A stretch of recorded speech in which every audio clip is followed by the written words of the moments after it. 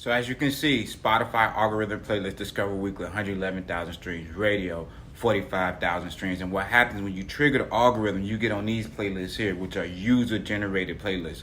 You can see this song here added to over 9,000 playlists for the song. So when you trigger Spotify's algorithmic playlist, you're going to get on user-generated playlists, which is where you want to be. That's where you want to live, because the user-generated playlist, they'll stream your music for a lifetime. But you want to make sure your source of streams, that they're never coming from just one source.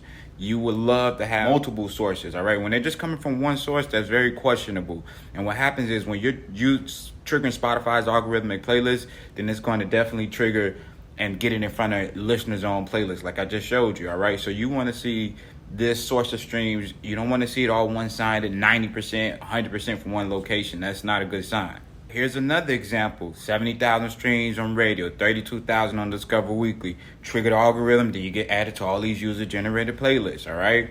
Multiple users are adding you to their own personal playlist. This is what happens when you're targeting real people or real demographics. You can see this song was added to over 3,000 playlists, okay? This is what we do with our campaigns, all right? Our Spotify promotion is like no other out here, all right? We are the best at Spotify promotion.